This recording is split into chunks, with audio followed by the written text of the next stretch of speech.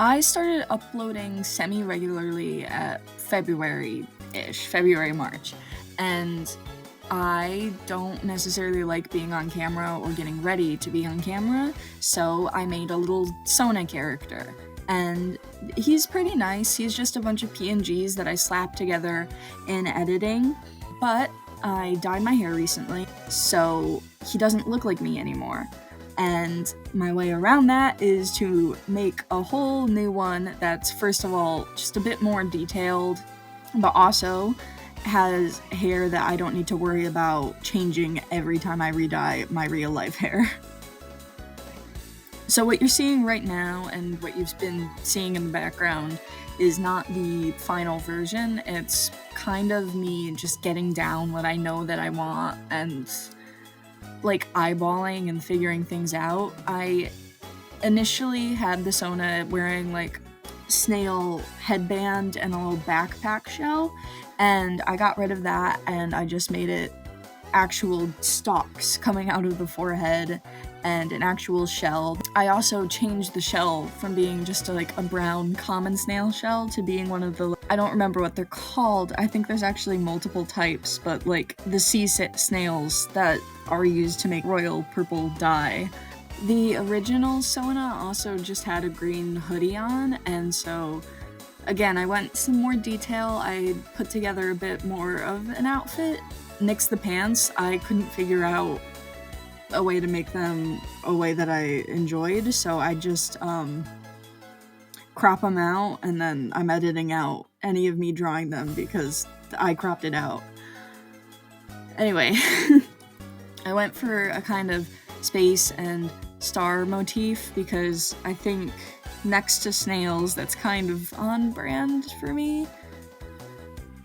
And I didn't do coloring in this sketch, which maybe is a little counterintuitive, but I'm not a huge fan of digital coloring. I never am really super happy with it, so I didn't want to force it on myself again, so I just went grayscale and decided to wing it for the final, which I'm not that bothered with it. I think it turned out good enough. So, this is the final piece, and surprise! It's a PNG tuber, or at least an attempt at one. I don't actually know the proper way to go about making a PNG tuber, because I just,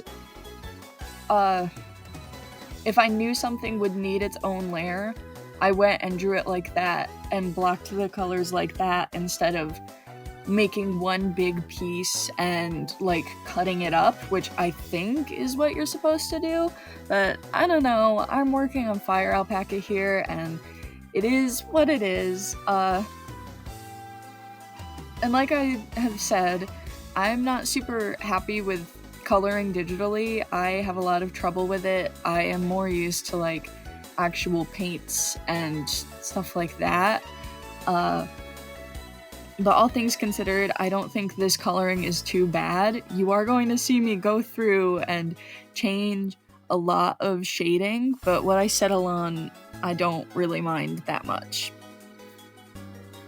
And to be fair, I think one thing that I struggle with is I'll sketch something that's very cartoony and simplistic, and then when I move on to the coloring, I feel like I have to make it more like detailed and rendered, so I end up with like a weird middle ground that it just looks kind of meh to me.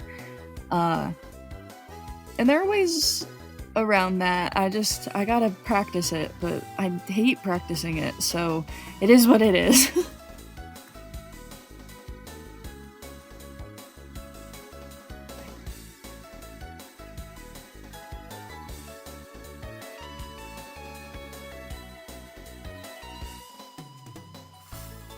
So, something I just did on the highlights and the hair, and then I try to do again on the highlights is the eye, is chromatic aberration. Ooh, fancy words. And at the time, I didn't realize Fire Alpaca had a little way to do it, like, built in, and I was creating the layers on my own. I know that now, though, which is helpful. So, chromatic aberration is it separates the red, green, and blue, and it makes it look sometimes a bit like you're wearing 3D glasses, and other times like an old VHS type thing, but I used it for the highlights to make them pop more, so the hair looks a bit like iridescent and cool and fun. Yeah, I'm actually really, really happy with the hair.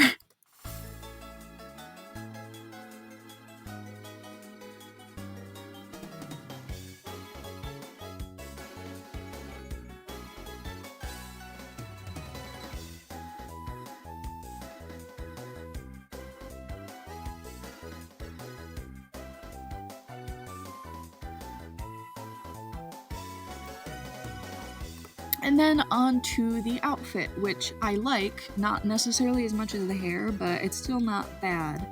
I went with a baby pink, a baby blue, white, and yellow as the color palette, which are kind of tried and true work well together colors, so I didn't even need to map out the colors in the sketch. See, it worked out fine.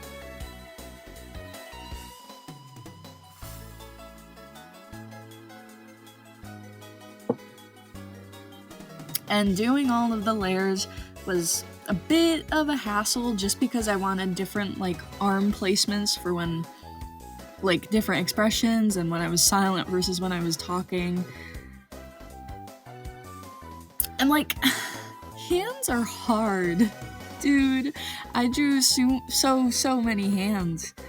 And you know what? I'm still not good at them. You'd think having to draw them in quick succession would make me like somewhat better at them, but it didn't. It really, really didn't.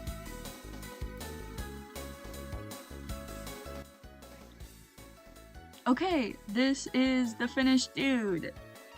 I think he turned out pretty decent, at least for my first time, and he has a couple different expressions. So, you know, when I'm feeling goofy, I've got this, and when I'm feeling happy, I've got this, and when I'm angry, I've got this. And then just the normal talkie one. It's not perfect. It really, really isn't, but I'm pretty happy with it, and it has me hopeful for the next run, which is going to be quite a bit more polished than this. So yeah, I hope you enjoyed, and I will see you in the next one. Bye!